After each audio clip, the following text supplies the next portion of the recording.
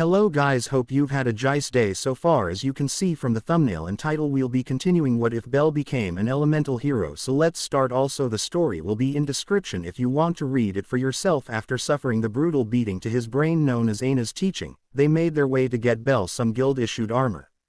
Bell could probably ask his familia for some better gear, and they'd probably more than happy to do so, but he did not want to be any more indebted to them than he already was. After making sure his armor was on correctly, he thanked Aina for all her help and headed straight for the dungeon. Even though Aina had all but burned the knowledge of the first 10 floors into his head, she still only allowed him to go into the first 3 floors of the dungeon right now. Trained or not, he was still a rookie adventurer, and the dungeon doesn't care for that. Upon arriving at the entrance, Bell took a deep breath and steeled his nerves. He heard many things about the dungeon from his familia, and they weren't exactly pretty. While it may be a good paying job if you were an experienced adventurer, a total novice like Bell would hardly make anything. He knew he had to get stronger if he wanted to make a living out of this. His familia couldn't provide for him forever, and he wanted to get stronger and stand on his own. He made his way into the first floor of the dungeon and went off the main path to find some monsters. There weren't many adventurers around, but he wouldn't make much if they had to share the monsters in that area. Once he thought that he was far enough away, the dungeon decided to prove him right as it started spawning a couple goblins for him to fight.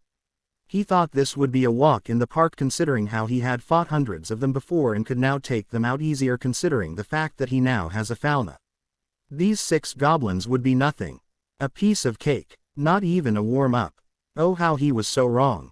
The second they spawned, they rushed at him faster than he had ever seen any before go. After slicing through the first one, he also noticed that it took more strength than he usually used, which meant one thing: holding back would most certainly kill him.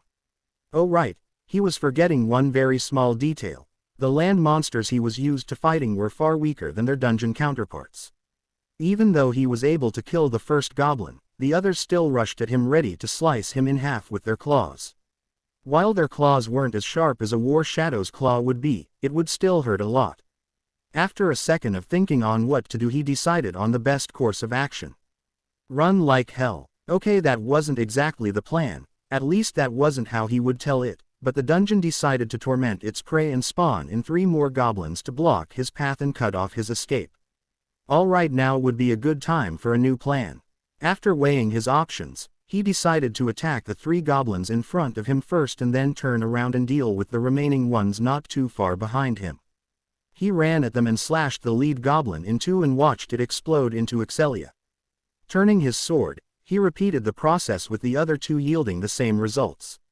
After seeing the magic stones drop to the ground, he turned around to deal with the remaining ones before more could spawn. While turning around to deal with the other group, the first caught one up, and before he could react, it slashed its claws at Bell and left a gash down his forearm. By now a second goblin had caught up and slashed at Bell's side, leaving 3 cuts behind. Bell, not wanting to get hurt again, found an opening and cut the 2 goblins in half with one swing of his sword. Alright, that hurt. Okay. 6 down, 3 to go.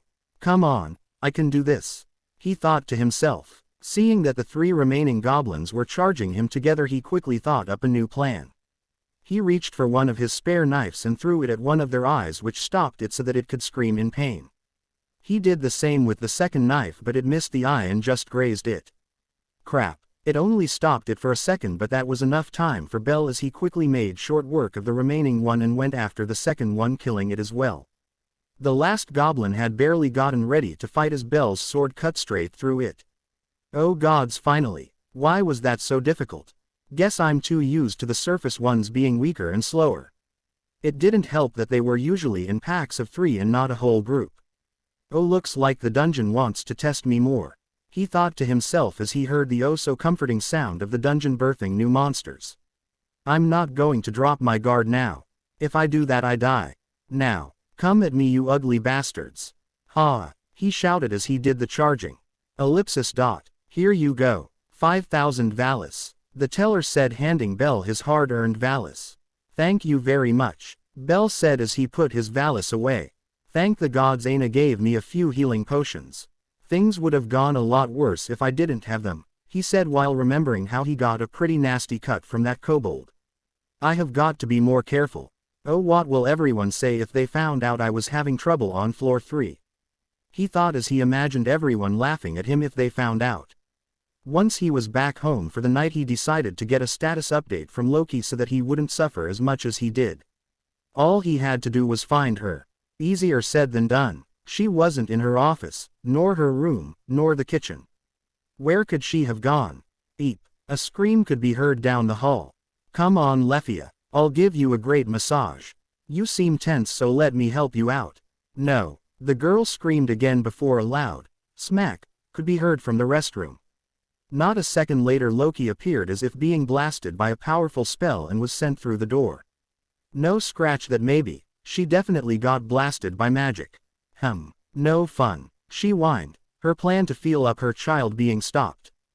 Poor Leffia. Who knows how long she's had to put up with this. Goddess Loki, he hesitantly asked. Oh, kid, back from the dungeon? She asked quickly, composing herself. Yes. I was hoping you could update my status for tonight.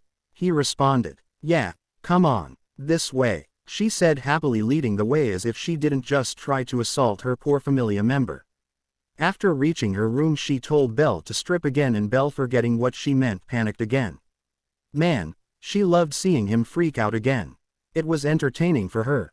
He reluctantly told her about his day, and she had to stifle a laugh, and ultimately failing and ended up laughing at his pain.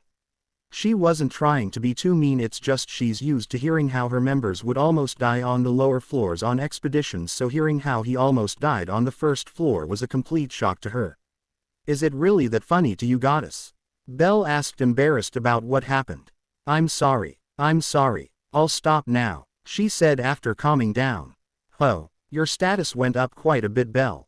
She informed him when she was done and handed him his status sheet. Belle Crenell, human strength. I0 I25 defense. I0 I20 dexterity. I0 I18 agility. I0 I20 magic. I0, is this a good jump? It doesn't seem like much, goddess.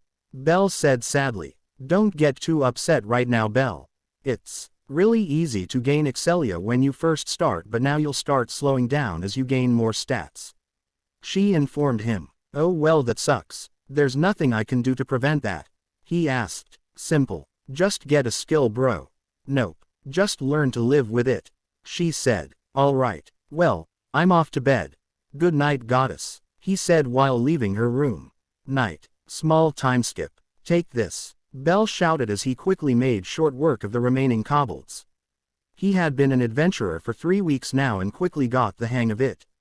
Now he's making short work on the way to floor 6. He may be pushing his luck, but he had heard of the war shadows on the 6th floor and wanted to see what he looked like.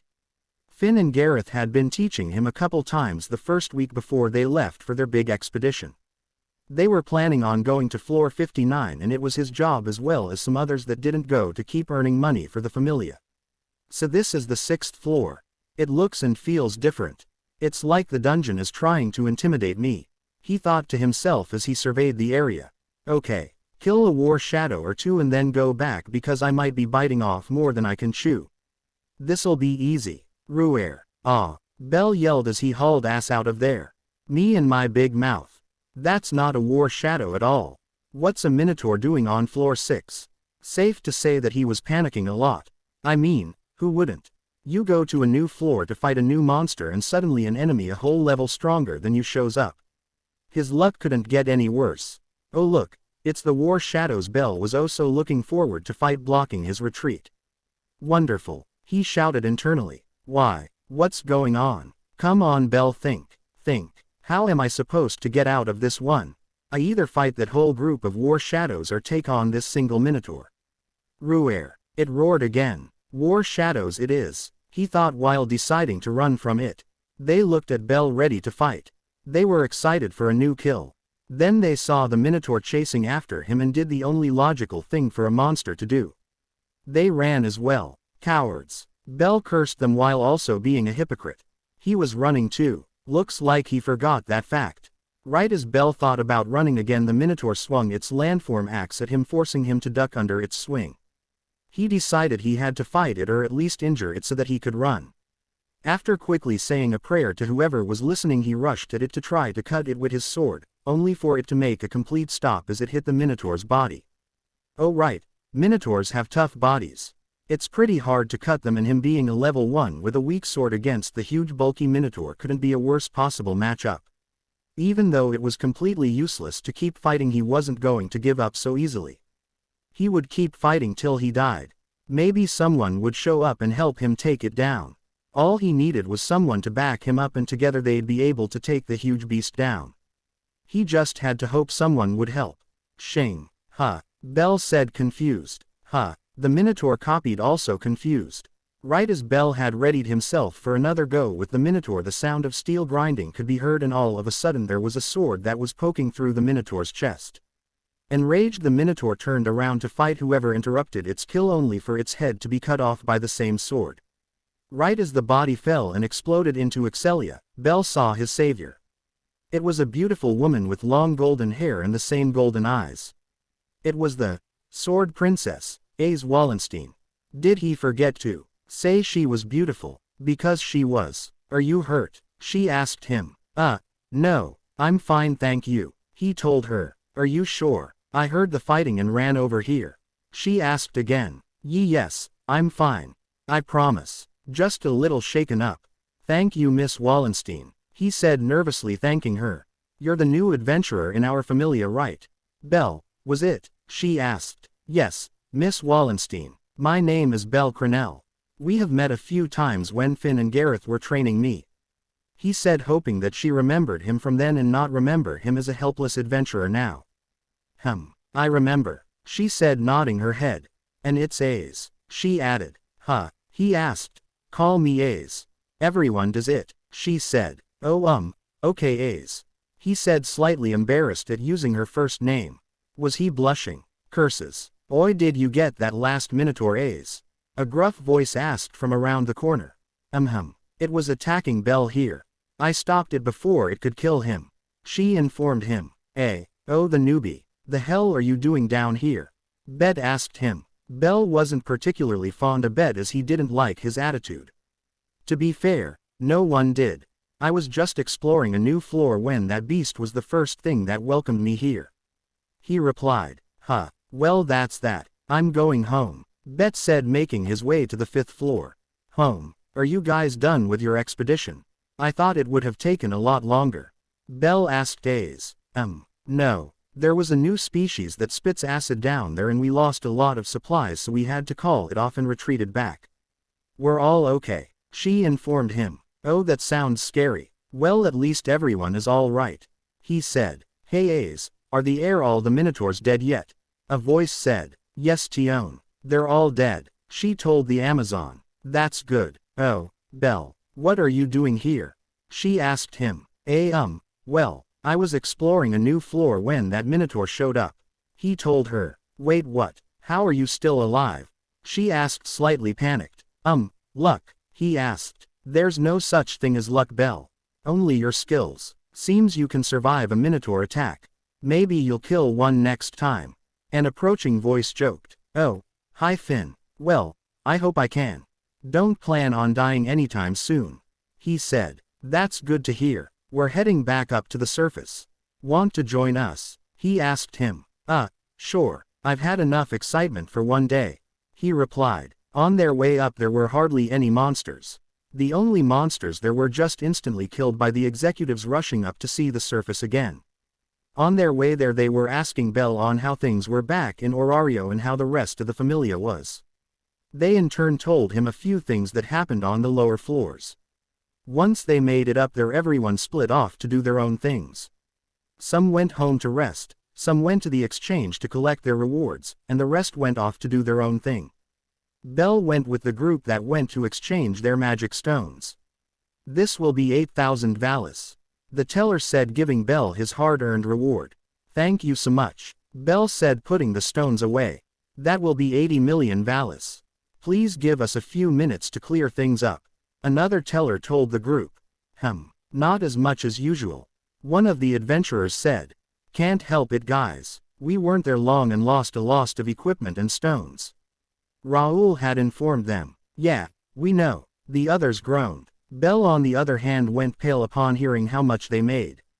And this was less than their usual amount. He asked himself, how much did you make, Bell? Raoul asked him. 8,000, he said depressingly. Huh, wow. 8,000 from floor 5 in one day. Not bad, Bell. Raoul told him. You say that, but you just made 80 million and said it was less than usual. He told him. Hey, don't worry about that. It's all a matter of perspective. We're high-level adventurers, of course we make a ton. But earning 8,000 as a rookie is really good. I know I could never make that much myself when I first started. He said, trying to cheer him up. Is that true? He asked. Yes. Don't worry about it. Go on home, it looks like this will take a while. Raoul told him. All right. See you guys later, he said as he took off. Bell. He turned around and saw his advisor. She was a bit confused as she usually never saw him until later in the day. He walked up to her to say hello. Decide to call it an early day today? She joked. Actually, yeah. Seeing a minotaur on the 6th floor will do that to you. I don't want to push my luck too much. He answered honestly. Yes, it's always better to play it safe. Quote. A monotaur on floor 6. She screamed at him. Yes. It was a freak accident and I'm all right. Ace saved me, he said blushing. Ace Wallenstein, the sword princess. Good thing she was there to save you. Aina told him. Yeah, Ace and the others were coming back from an expedition, as you can see. He said, pointing to his familia.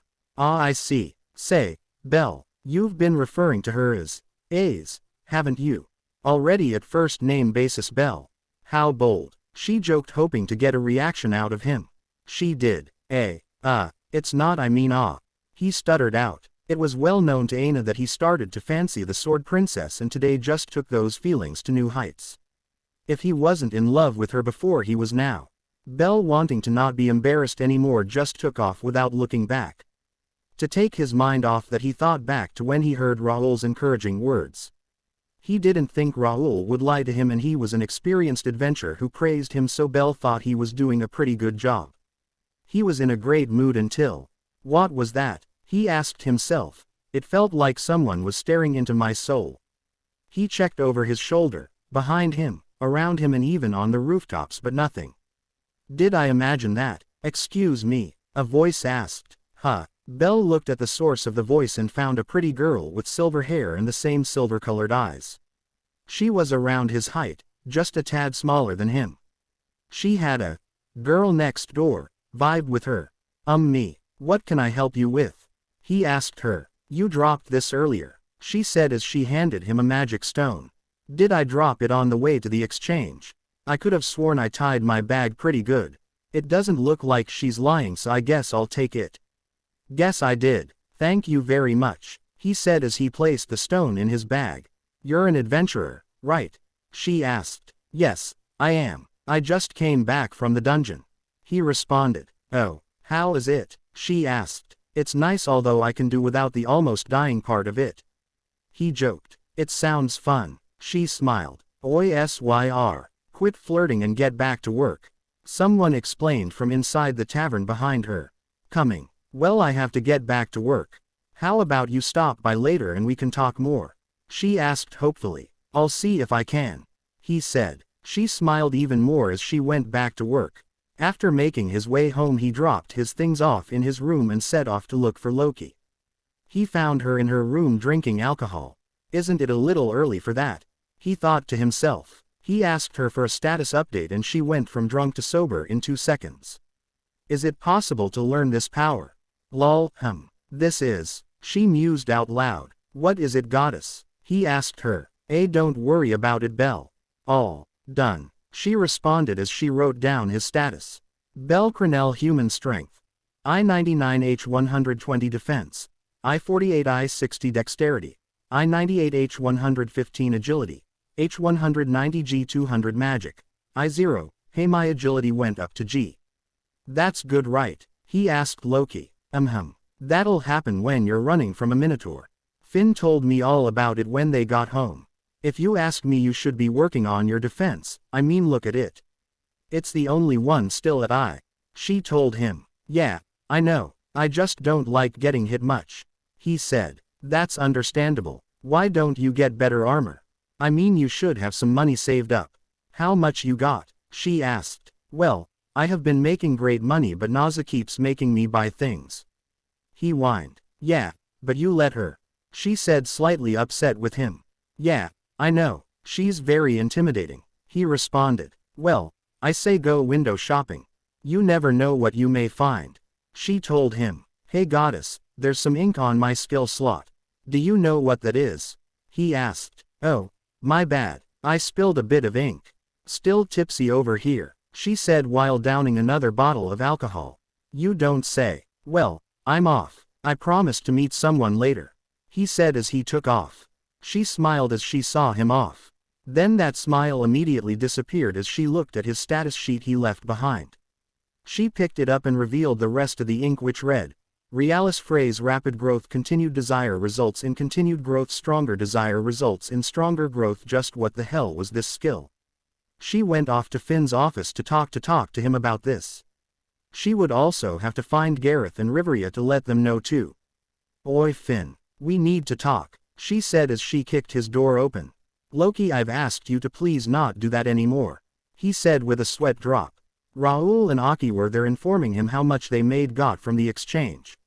Raoul, Aki, go find Riveria and Gareth and send them over. We need to talk. Loki ordered her members away.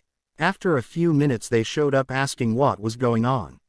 It's about the kid, Loki stated. What about him? Gareth asked. Take a look, she said as she set down his status sheet. After taking a look they were surprised to see he had a status at G already.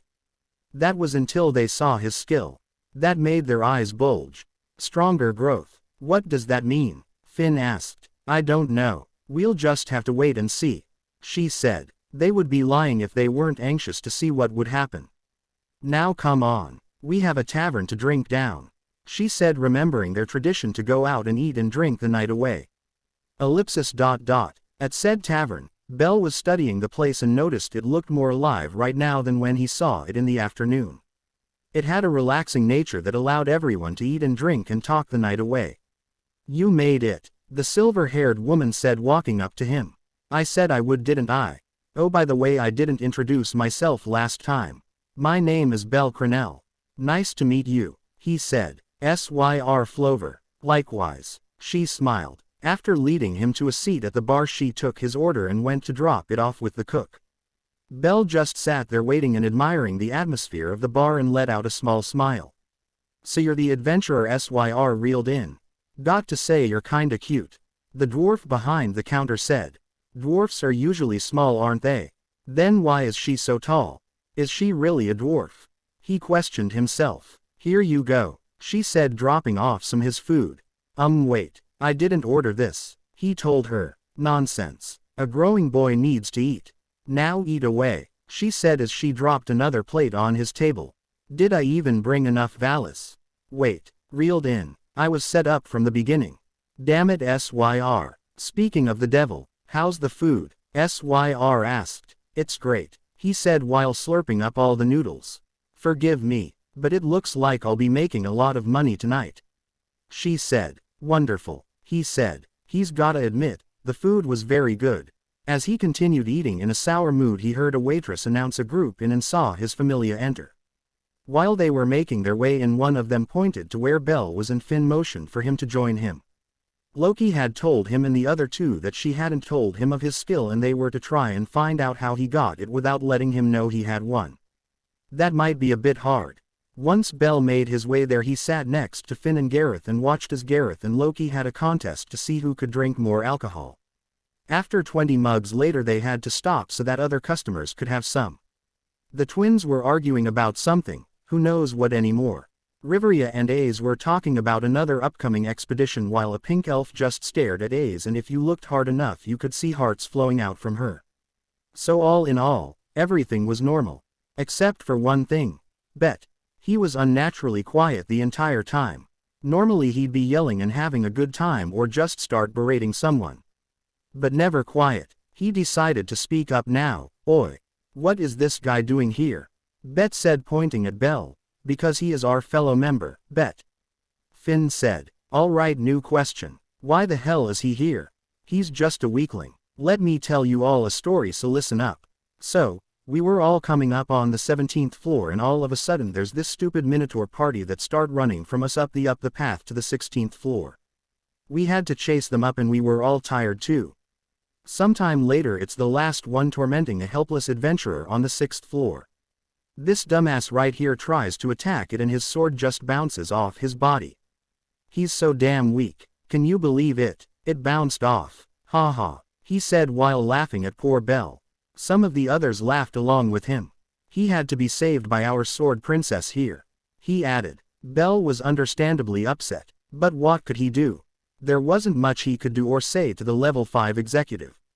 If he tried anything that would just set Bet off and make him want to attack him.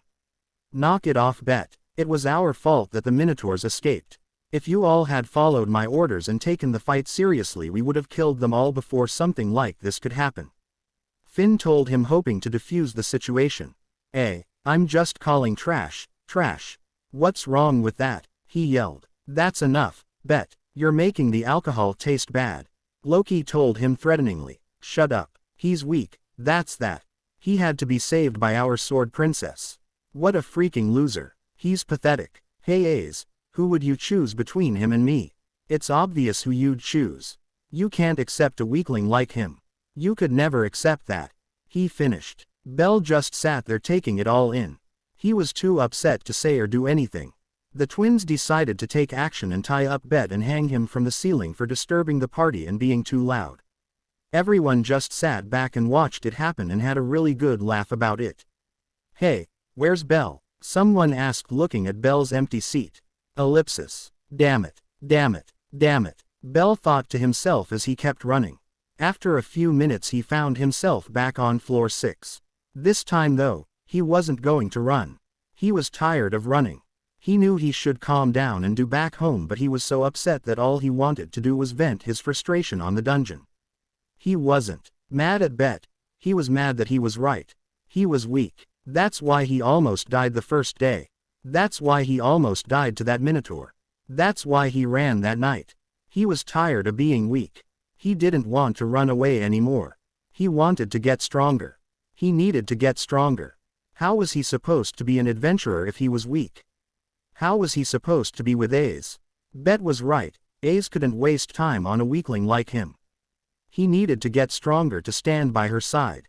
If he wasn't strong, how could he be a hero like his grandfather wanted him to? The dungeon, as if responding to his wish, spawned in the very monsters that Belle was hunting for earlier, the Warshadow. It spawned in a group of them ready to kill him.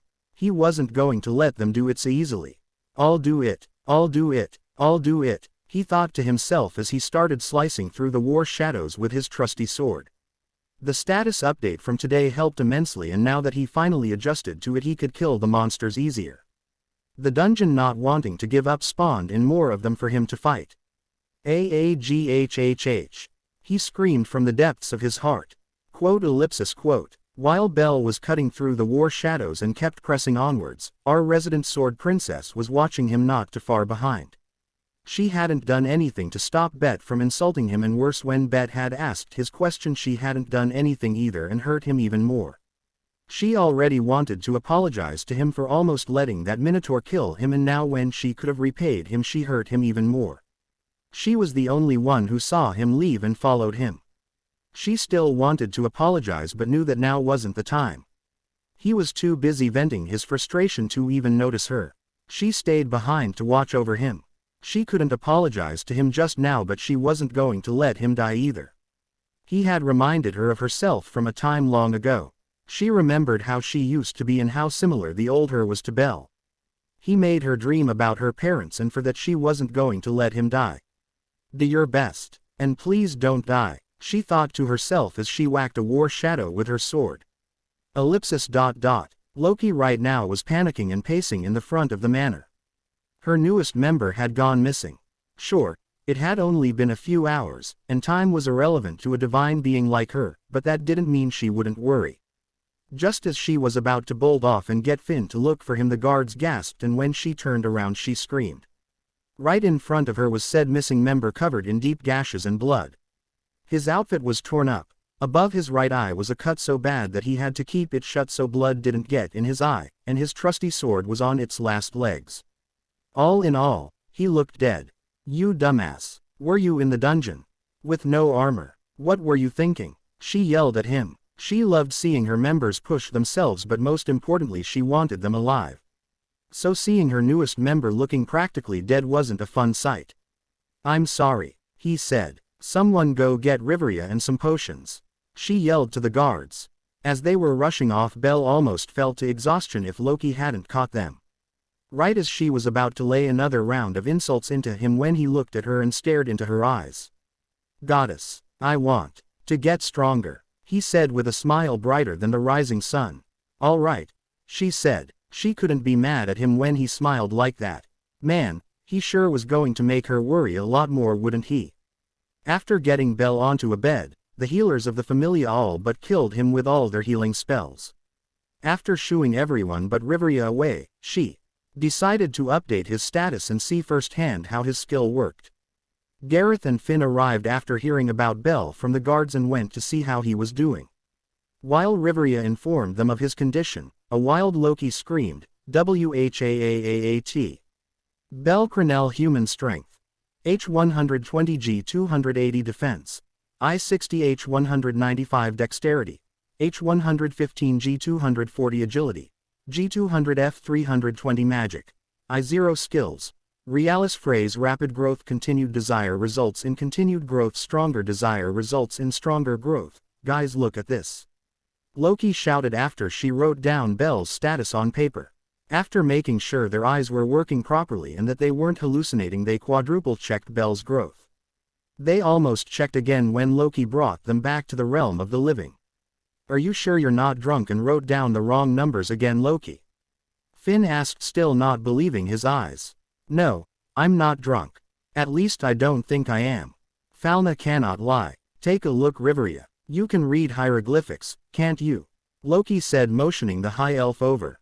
I don't believe it. That is his status. When was the last time you updated it? She asked her goddess. Yesterday afternoon. She responded. How the hell do you explain going up 540 points in a single afternoon? They all yelled. It's most likely that skill of his. Wow. Hey Finn, imagine if everyone had this skill. With all the Excelia gained from the lower floors, our members would become first-tier adventurers in no time. Loki said happily. Finn right now was brainstorming a ton of ideas on how to use this to his advantage.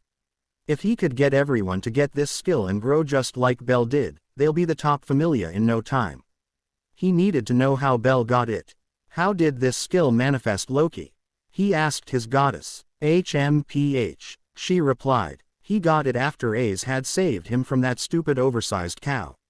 I saw how he looks at her. No one can have my AIZ. She yelled at him. Wait, you're telling me that this skill, that caused him to grow that fast, comes from a crush on Ace? Finn said, trying to hold in a laughter from the absurdity of it. He laughed hard when she nodded. Gareth couldn't help but laugh with him. Riveria was just trying to ease her headache. She didn't know Belle too much, and to see someone she doesn't know go after Ace, who she saw as a daughter, gave her a headache thinking of what Ace would do if she found out about this skill. Of course, hearing Finn and Gareth howling to the moon with laughter while having level 6 senses could also be a factor to her headache. Are you done yet? Riveria said. Yeah, I'm done. Finn said while wiping a tear away. So, what now? Gareth asked. I don't really know. Just wait for him to wake up and play it by ear. Loki said. Should we really tell him how much he's grown? If he knows, he might push himself even more in the dungeon to copy this growth, and from what I know he isn't in a party and solos the dungeon. Finn questioned. Yeah, that could be a problem.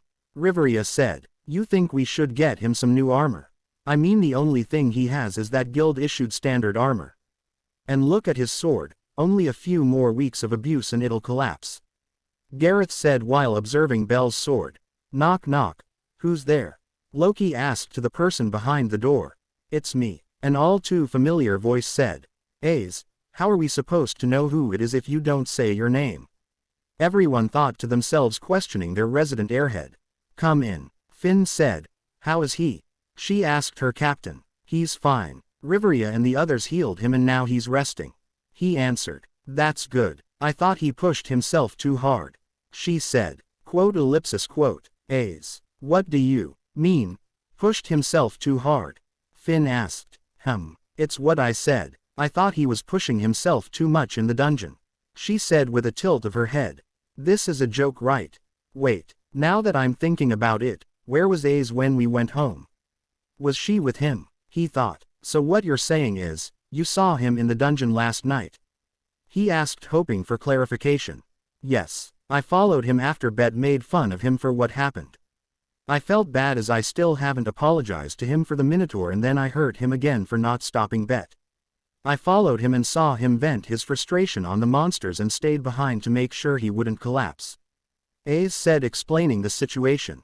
Everyone was stunned, not because of what Ace said, but because of how much she talked. Normally she would only respond with a nod or a shake of the head, or sometimes 1 or 2 sentences would do. She was also solely focused on getting stronger, so seeing her care for something other than getting stronger and caring for someone else was a huge shock to them, but a welcome one. The executives shared one look with each other and decided to push this and hope for Ace to open up. Ace, while it's great you stayed behind to help him, why didn't you talk to him? Riveria asked, hoping for Ace to speak just a bit more. I don't think it was the right thing to do at the time. He was solely focused on getting stronger and I know that feeling too. She said while looking at Belle. Everyone knew of Ace's obsession with getting stronger. They also knew that if Ace found out about this skill she'd kill herself trying to get it. And if Belle knew of it, he'd probably tell her since he's in love with her. They decided not to tell anyone. He's going to be fine. A little rest is all he needs. We were just discussing if we should get him some new armor and maybe a weapon. All he has is that guild-issued chest plate and as you can see it won't help much. Riveria said, pointing to where a few bandages around his arms were. That's good, Ace said with the smallest smile you could ever see. Finn and Gareth were blown away. Riveria was taken aback but then smiled seeing her pseudo-daughter smile and in her arms was holding a wild Loki back from trying something on Ace. Wait, if you were watching over him, where were you this entire time? He's been back for a few hours. One of them asked. Ace. Finn asked. There was a sale on Jagamarukans. She said, embarrassed. Why am I not surprised? Riveria said while the other 3 started laughing all over again. Ace just pouted at them and looked away.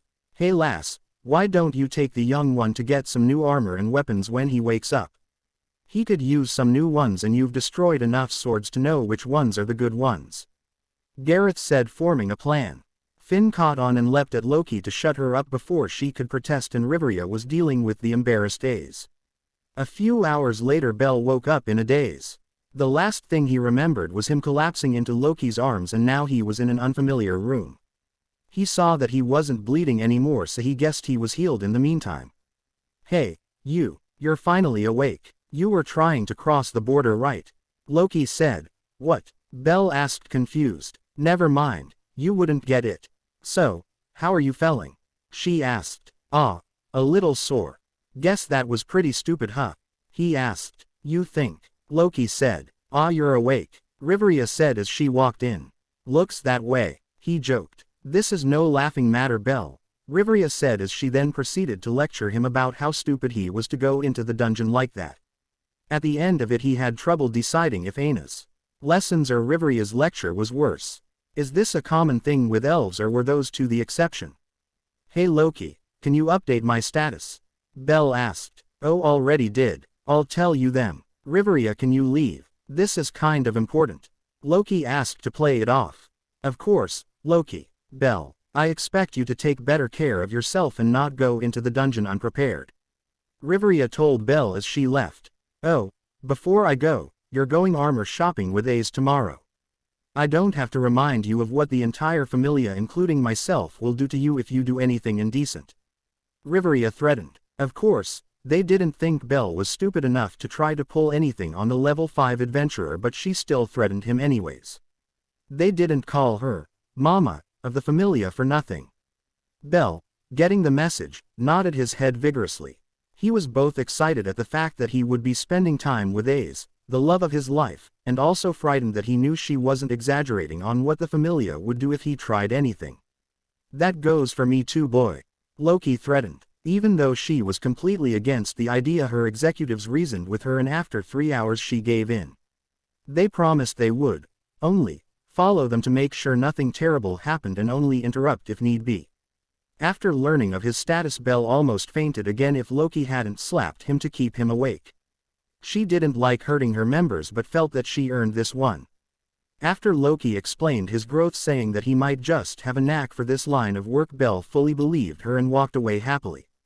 It was already after dinner, so Belle just got some leftover food and ate it and then went on his way back to his room. He was anxiously waiting for tomorrow as he had a date with the Sword Princess. Sure, it wasn't really a date, but he'd take whatever he can get if it meant he'll get even a selch closer to her. But because of this, he couldn't sleep at all. His brain was on overdrive, coming up with different scenarios on how to woo the Sword Princess. Don't worry, Belle. You will in a few chapters XD. Gah. Why do I have to be so nervous? I can't even sleep now. Belle thought to himself. Since he was having trouble sleeping, he did the one thing that usually calms him down: read a hero story. While searching through his bags looking for a good one, he looked at his desk and saw the book his mother left him. Oh yeah, the book Mom left me. She said it should help me be an adventurer. I may have not met her, but I know there's no way my mother would lie to me. I really wish I could have met you, Mom. Belle shed a few tears, sad that he could never see his mother again. After composing himself, he opened the book and started reading. And then promptly knocked out. And call me lazy all you want. No way in hell am I writing the whole inner self monologue shit. Trust me, I tried. There's just so much in that scene, and I know you all want to get to the good parts, cause I do too. If you want to read it, go back to volume 1. After missing wake-up call, Finn sent Raoul to go check up on him. After making his way through the manor, he eventually made it to Belle's room and knocked on the door.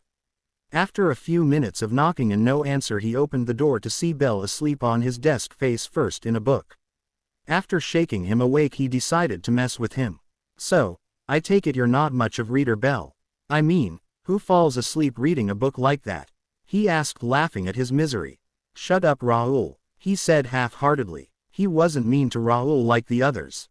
He got along with him well and joked around with him a few times like this. So, what you reading, Belle? Raoul asked curiously. It's a book left to me by my mother. She passed away not too long after having me. Belle sat a bit sad. Oh gods. I'm so sorry, Belle. I didn't mean to bring bad memories. Raoul frantically apologized. He now felt terrible that he was laughing at Belle reading one of probably the last things his mother had. No need, I know you didn't mean anything by it. Belle reassured him. Okay, I hope you don't mind me asking, but may I take a look? He asked. He genuinely felt bad, but he was also curious about what was on it. Aw sure, just be careful with it, Belle said. Don't worry, Belle, I will, he reassured him. He was intrigued by the book as it had a unique design to it. After he opened it, he turned a few pages and was confused by why it was empty. Why is there nothing? Could it be a journal and I'm looking at the wrong side of the book she used? No, they're all empty. Why would his mother leave him an empty book with no message? It seems kind of cruel. Wait, a unique design, and now the pages are empty. No way, this couldn't be. He was confused at first by why it had been empty, but then realized what the book might be. He had to be sure. Belle, have you read this book yet? He questioned. Yes, I have. I was a bit confused on certain parts. Can you help me with that? He responded. Hold on. You're saying there was ink on these pages, right? Nod. Crap. Belle, I don't think this is no ordinary book. I think it's a grimoire. He told him. A grimoire? What's that? He asked. A grimoire is a book that lets anyone learn magic as long as they have a magic slot open.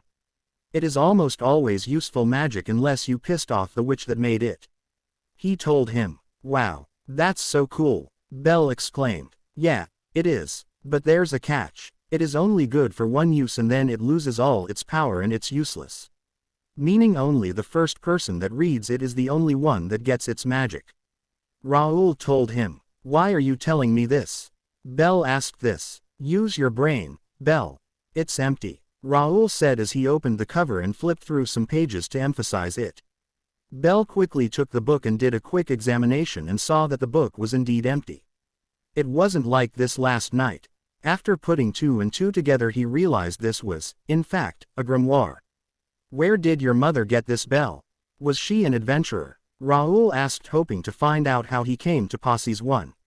He didn't want to be mean, but knowing how much a normal one usually costs, he didn't think Belle would be able to afford one anytime soon, so that meant his parents had to be great adventurers to just leave one behind for him. No, she wasn't. My grandfather told me she was sick all her life and could barely move places. Why do you ask? He asked him. Because they are crazy expensive, Belle. Some can cost up to the most we have ever saved, even more. What we made in the dungeon you can get for a very simple grimoire. This doesn't look like any ordinary one, Raoul informed him. Belle right now was having a crisis thinking about how much valise that would cost. And he read it so casually. Oh, this wouldn't be good. Wait, how did his mother get his hands on one? If he were to believe his grandfather, and he did, she was sick and could barely move, so how on Gekkai did she ever get one? Well, what's done is done. Have Loki check it out later, it's time for breakfast, Raoul said as he dragged Belle along to the cafeteria. His brain needed a few minutes to reboot. He dropped him off on an empty seat and went to get him some food. Ace and a few others saw Belle contemplating life and decided to go see what was going on. A few minutes went by and they couldn't get an answer, and when Raoul came back with his food they asked him what happened. He told them everything, which sent them wide-eyed as well. Raoul just slapped Belle the back of Belle's head, which did the trick, and he was now aware of where he was and what was happening. The others had questions. So Belle, are you sure this was a gift from your mother? You're absolutely sure? Finn asked him. He didn't want to, but he had to make sure this wasn't stolen. Yes, at least that's what my grandfather said. He told me that my mother left it for me if I ever wanted to be an adventurer. He told them. Where is your mother? Finn questioned. Dead. That took everyone by surprise. All her life she was sick and she died not long after I was born. He added sadly. Everyone immediately felt terrible for approaching this subject. I'm sorry, Belle, I didn't mean anything by it, Finn said, apologizing. It's fine. I know why you'd ask. Where's Loki? Raoul told me to ask her about it. He asked. Well, she's out on an errand right now. I suggest going out to get some armor and talk to her about it when you get back, Finn told him. Belle nodded and continued eating his food. When he finished he put his place in the sink. Gods help whoever was on dish duty today. A wild Lefia wept when her plan to spend the day with Ace alone was thwarted when Riveria hit her with dish duty and went upstairs and got his valise and headed to the front where Ace was waiting. He immediately forgot why he was upset and got nervous when she smiled when she saw him. Are you ready? She asked. Why yes, I'm ready, he said a bit loudly. Curse my stuttering, he yelled internally. Then, let's go, she said and promptly turned around. He's nervous, she thought to herself and smiled a bit. She thought that he didn't want to be near her for what she had done. Minnie Ace was happy that he wasn't upset anymore. Riveria said to apologize, but when should I? What am I supposed to say? I should have asked her for some help, she added. Minnie Ace put on her thinking cap and started coming up with plans. Where exactly are we going, am I, Ace? Belle asked after a few minutes of walking. Babel Tower, Ace responded. What's in Babel Tower? He asked. There's many shops up there. The Hephaestos Familia has a few floors dedicated to them, she responded. I don't think I can afford any of their items. I don't have that much saved up and I don't think I've won the lottery last I checked. He joked, but he was serious with the first part. Even he knew how much a weapon from the Hephaestos Familia cost. Don't worry, they have a few floors with novice smiths that are affordable for a new adventurer. I've been there myself a few times from when I first started, she told him. By now they made it to the Babel Tower lift and started ascending to the floor where the novice smiths were. Upon reaching there, the first thing Belle saw was a decent sword priced at 1,200 valise. I can afford this. Guess Ace wasn't lying. Wait, she'd never lie. Right, hey, I can afford this stuff, Belle said out loud. That's what I said, Ace said with a small pout. How dare he doubt her? She was only trying to help. Minnie Ace was upset too. I didn't mean anything by it. I just thought we had two different meanings by affordable. You could probably make what I have saved up in a few minutes in the Dujian.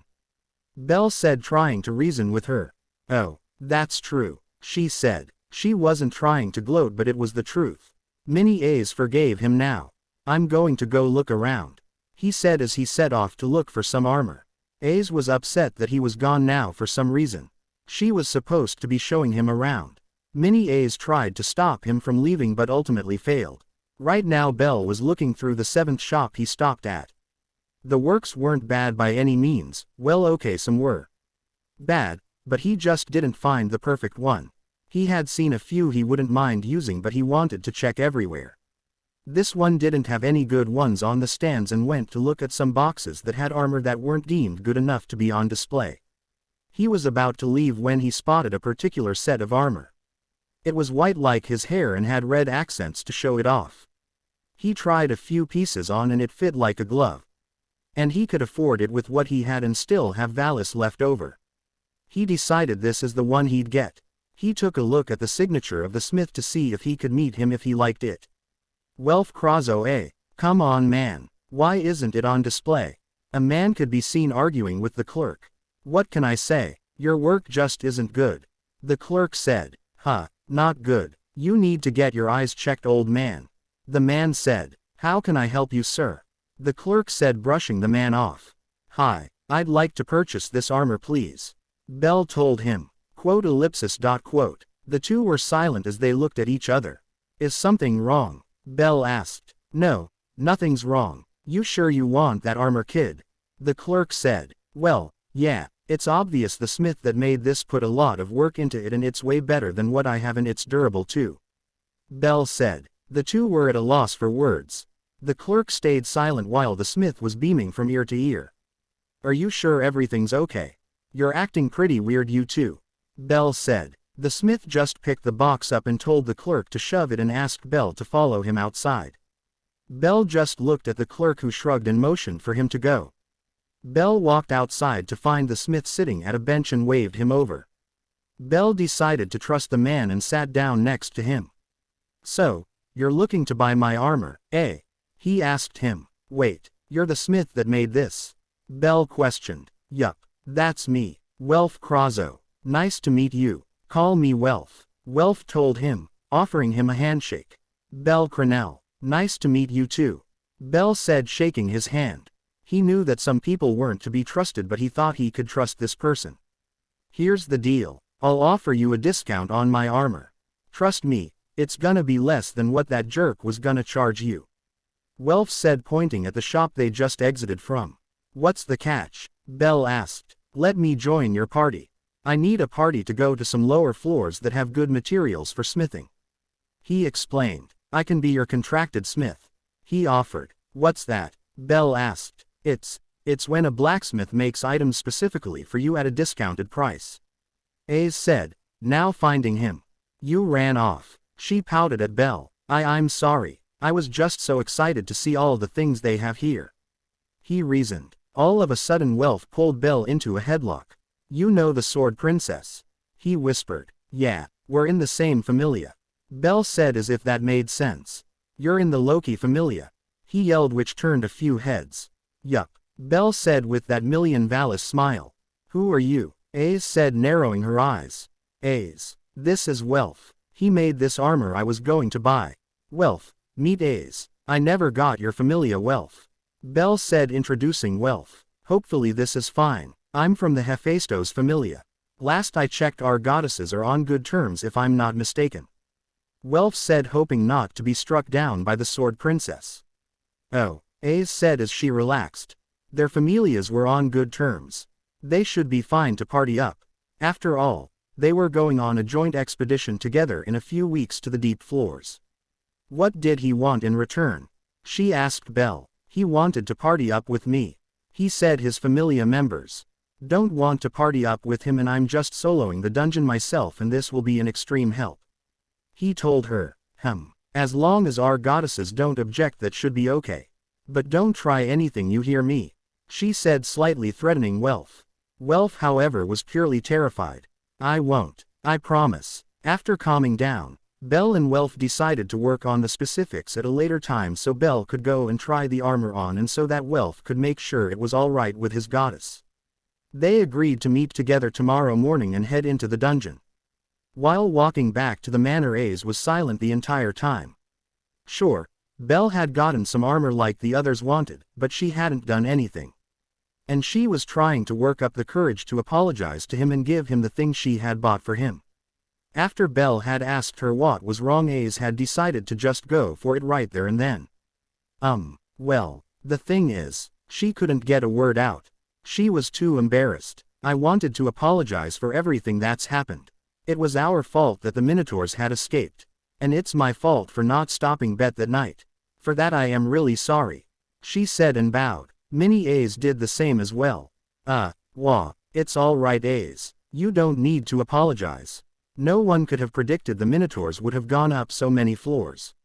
And Bet was right, I am weak. That's why I'm trying to change that.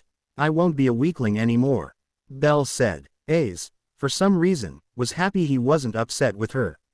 Mini Ace was jumping for joy right now. Now came the hard part. Giving him his gift. I also bought this for you. You can never be too careful in the dungeon. Ace said, giving him a red dagger. It was made by one of the more experienced smiths and it was stronger than the knives he had. Belle was surprised to see this, but he happily accepted it. If Ace got it for him, he had to accept it. As they continued walking home, they passed by a Jagamarukun stand and Ace's stomach growled. She grabbed it in embarrassment and let out a slight blush. Ace, are you perhaps hungry? Belle asked, finding this amusing. Ace said as her stomach betrayed her and growled louder, causing her blush to redden even more. Mini Ace was crying in embarrassment. Belle laughed at her expense and bought 2 Jagamarukans from a certain lowly goddess. After paying for them, he walked over to Ace and handed one to her. She thanked him and started eating them in small bites, which he found cute. After realizing what he just thought, he got embarrassed and focused solely on eating. Behind them, away were the top 3 executives who had been following them all day, and after this show they all started laughing. And who was worried the lad would try anything? He doesn't have it in him. Gareth observed. I've never seen Ace like this in so long. It's amazing, really. Just who is this boy? Riveria asked. Well, I don't think we're needed anymore. Come on, let's go back. It'd be trouble if they found out we were following them. Finn said. That's so smart, Captain. Tion said, appearing out of nowhere.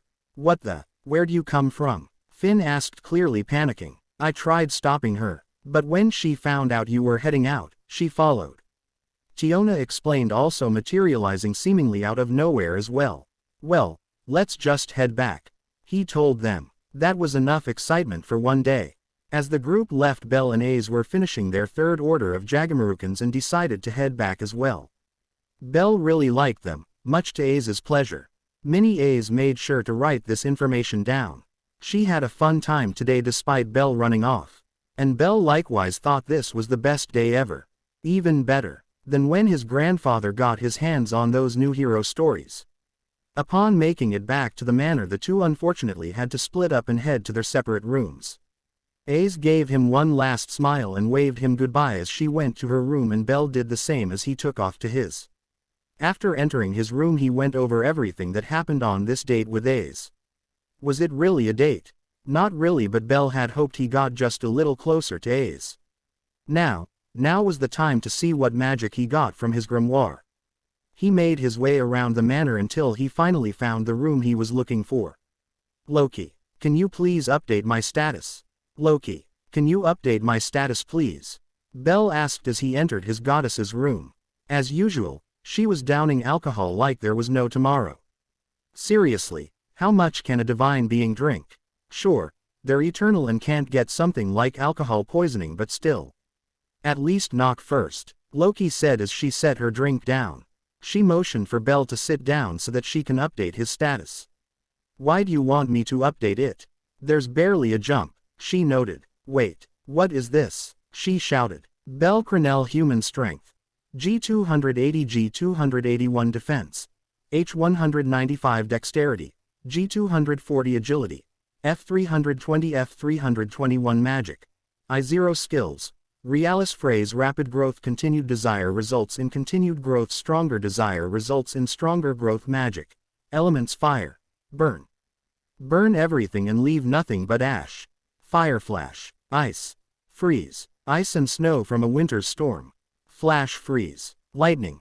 Holy lightning. Rain down and smite my enemies. Lightning Storm. Water. Tranquil rivers flow through and heal and purify those in need. Water Cleanse. Earth. May the land I stand on become my domain and obey my command.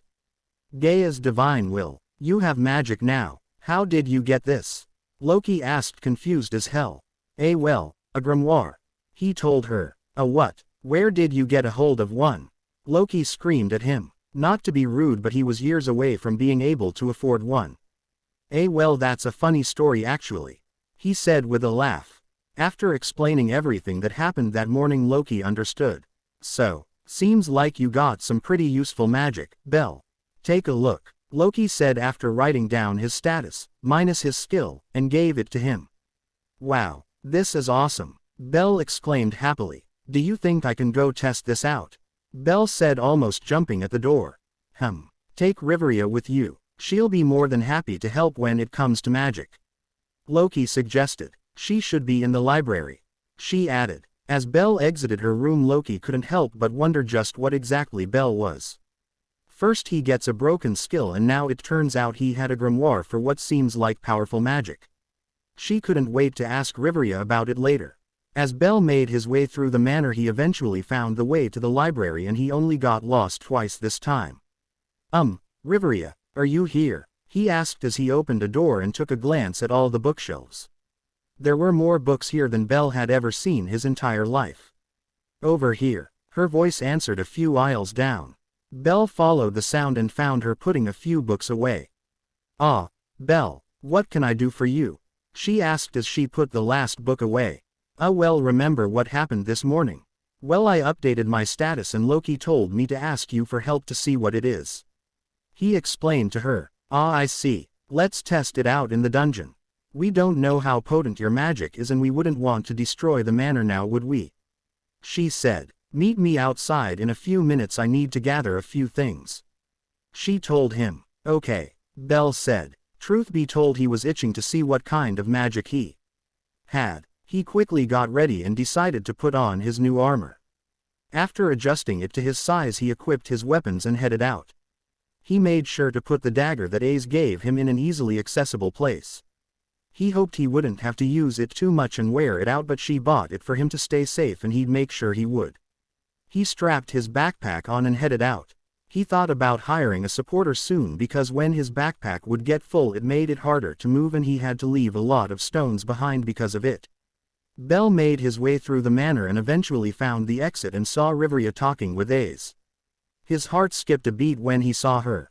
After taking a deep breath to calm down, he walked over to them. Hey there, Ace, Riveria. I have my things and am ready to go.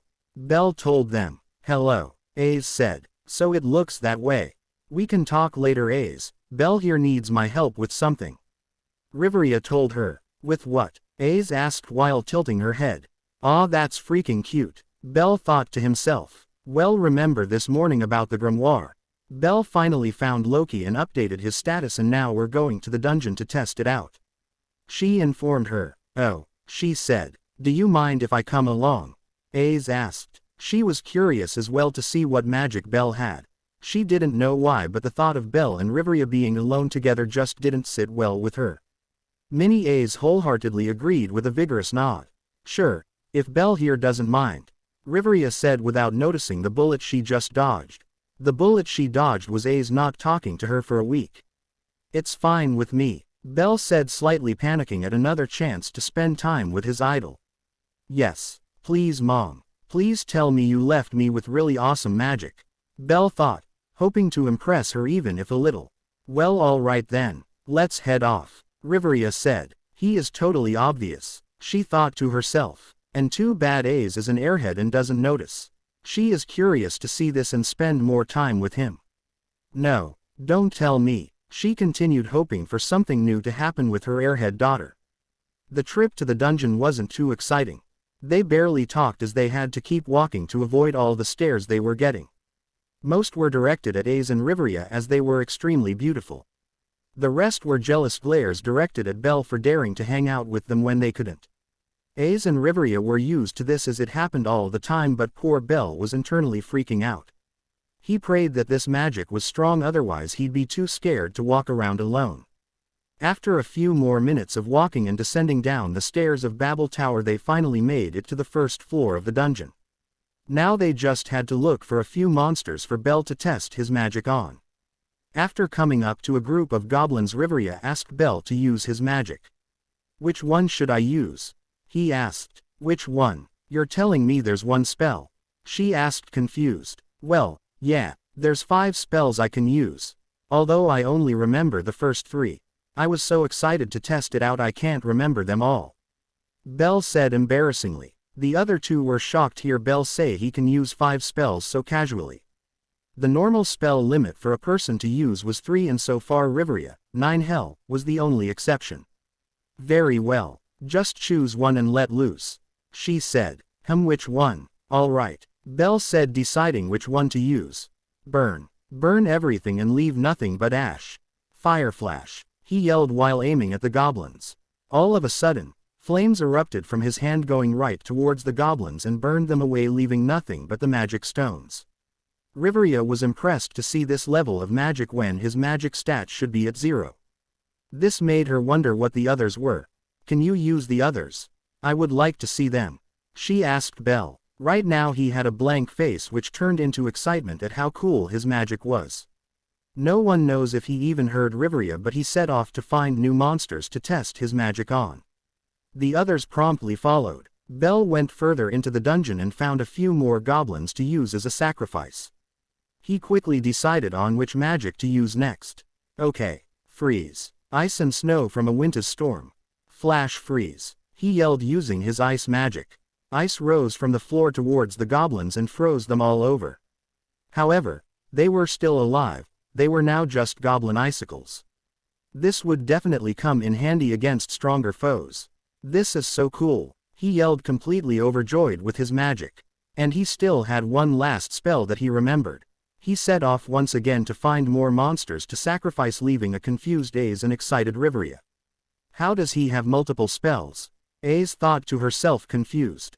Finn's going to have a field day when he finds out about this. What other spells does he have? Riveria thought, already imagining Finn thinking up countless ways to use Belle on expeditions when he gets strong enough.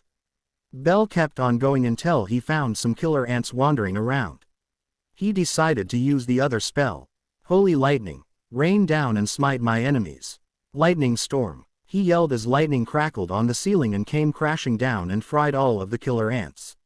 All that was left was the magic stones and a small field of electricity. A killer ant that was outside the range walked into it and got electrocuted as well and turned to ash. Belle took a gamble and walked into it and surprisingly was fine. It looked like at least Belle wasn't affected by the electric field. This would also be useful in the future. Belle was even more amazed at what his magic can do. If only he had remembered the rest of his chants. The other 2 had caught up and witnessed everything and were even more surprised. Riveria definitely sure that Finn would have a field day coming up with plans. Issei was even more surprised. How does he have such powerful and useful magic at level 1? What would it look like when he gets stronger? She asked herself. She didn't know why, but she was a bit excited to see how strong his magic could become. Belle, however, wasn't finished yet and took off to use his magic like a kid with a new toy. Issei, noticing what this would lead to, voiced her concern. "Do you think we should stop him?" she asked Riveria. "No, let him. This will be a good learning experience for him," Riveria told her. "Besides, we're here so nothing too bad will happen to him," she added. "That's true," Issei said. After a while of Belle running around and testing his magic, he finally slowed down to catch his breath. The others were right behind him. "Having fun," Riveria said with a smirk, knowing what was about to happen. "Ha, yes. I'm just trying. Trying too, Chiag," he said as he fell unconscious due to mind down. The other two knew this was going to happen with how much magic he was using and not resting to replenish mind or using a mind potion. Now though, they had trouble deciding what to do next. Riveria, what should we do now? We can't exactly just drag him back home. She asked. Well, we could just wait for him to wake up. She said. Although I would like to go back and talk to Finn and Gareth on what I just saw. He could be very useful in the future.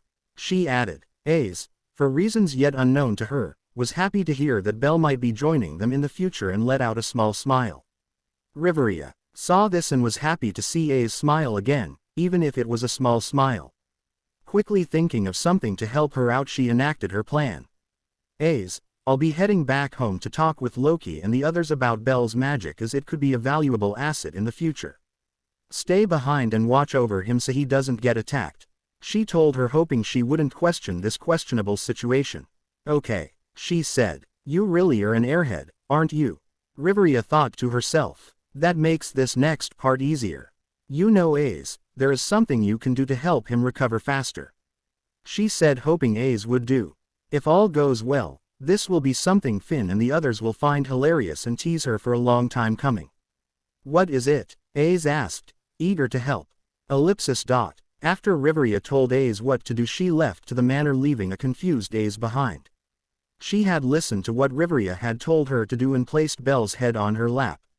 It's a little embarrassing to say the least, she thought to herself, but it feels nice. She added, even unconscious, Belle was as comfortable as he'll ever be. At least until the next lap pillow. To add to it, Issei started petting his hair as she found it extremely comforting. If she was being honest, she was a little jealous that Belle had such amazing magic. If she had it, her goal would have been that much easier to reach. Saving her mother would seem more like a possibility than a dream at this point. But after having Belle on her lap and playing with his hair, she couldn't find it in her to feel upset anymore. It felt as if her soul was being cleansed. She felt her black flame die down tremendously. It was almost all gone when Belle started waking up. NGH, where am I? He asked, confused as to what was going on. Are you all right? She asked him. I think I'm all right, he answered. Wow, when did my pillow get so comfortable? Wait, where am I? Issei, what happened? 1 minute I was using my magic, the next I passed out. He was having a hard time piece together what had happened. Say, where exactly are we? He asked her. The dungeon, she replied, still petting his hair. The dungeon, he said, jumping up as if expecting a monster attack. After realizing that he was fine, he relaxed. Issei, however, didn't like that. As soon as his head left her lap, it felt cold, like something was missing. Minnie Issei agreed with her. She became sad when he got up. Did I pass out or something? He asked her. Mind down, she just said. I'm sorry, he asked, hoping for clarification. Mind down, it's what happens when you use too much magic and pass out. She said. Oh, I messed up, didn't I? He said after understanding what had happened. You have no idea, she said coldly. Did something happen? Wait, I don't see a pillow anywhere. Does that mean I was? Belle thought before asking her. Was I on your lap? He asked her as he remembered where he woke up. I don't know what you mean, she said as she turned her head in embarrassment. Sure, she liked giving Belle a lap pillow, but she can't just admit to it, right? Right, well, as long as he doesn't find out, she'll be okay. Did you give me a lap pillow? I woke up with something soft on the back of my head. He continued. He knows, she thought to herself as she was slowly panicking. Minnie Issei was in no better shape either, as she was worried whether or not he liked it and if she did it wrong. Let's go home, she said, hoping to save herself from more embarrassment. Well, okay, I think I need a nap, he said, agreeing with her. The way home was very quiet as Belle was on the verge of passing out, as he still hadn't fully recovered from the mind down, and Issei kept remembering how good it felt to give a lap pillow and wondered if Belle wouldn't mind another one. After reaching the manor, they said their goodbyes for the night and went to bed. The next morning, Belle went to Loki's room for a status update. Loki, if you're not too busy, can you update my status? He said, knocking on her door. Yeah, come in, she said, letting him in. After going through the same procedure of updating his status, she freaked out again. Holy crap. Just what are you? She said as she finished updating his status. She then wrote it down and passed the paper over to Bell. Bell Crenell Human Strength. G251 F310 Defense. H195 G230 Dexterity. G240 G270 Agility. F321 F380 Magic. I0 G200 Skills. Realis phrase Rapid growth. Continued desire results in continued growth. Stronger desire results in stronger growth. Magic. Elements fire. Burn. Burn everything and leave nothing but ash. Fire flash. Ice. Freeze. Ice and snow from a winter's storm. Flash freeze. Lightning. Holy lightning. Rain down and smite my enemies. Lightning storm. Water. Tranquil rivers flow through and heal and purify those in need. Water cleanse. Earth. May the land I stand on become my domain and obey my command. Gaia's divine will. Damn kid, you're growing fast. Keep this up and I see a rank up in the future. Loki said, encouraging him. I will, goddess. Bell replied happily. Oh, before I forget, goddess, is it all right if I form a party with a member of the Hephaestos familia? He asked, making sure it was all right. Fei's kid, sure. I don't mind and I doubt she will. Our familias are close if you didn't know. She said, easing his troubles. Okay. I was just making sure. See you later, goddess. Bell said. He quickly took off as he had promised to meet Welf today to join his party. Loki on the other hand took his status sheet and set off to find Finn and the other two. Riveria had already informed them of how Bell's magic worked and they waited to see exactly what it was when Bell got his status updated. Bell made that much progress in one small trip to the dungeon. Imagine if he went a while without an update or worked a long day. To say they were surprised would be underselling it. They were completely blown away by his update. They had to sit back and wait to see how Bell turned out. But right now, Loki had something important she wanted to ask them three. Hey guys, I need to ask you for something. It'll be something serious and a little secretive. She said. What is it, Loki? Finn asked. He was surprised to see his goddess ask for something and this time it didn't seem like alcohol. Bell's status updates have been immense since he got this skill and I can tell that this is only the beginning. Call it godly intuition, but something tells me that these jumps will seem like nothing in the future. For that, I need to ask you all something. Please let me get a weapon for Bell. She said. She may drink a lot and love to play tricks, but she wasn't stupid.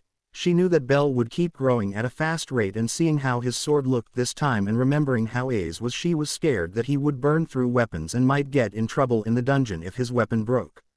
A weapon? I don't see what's wrong with that.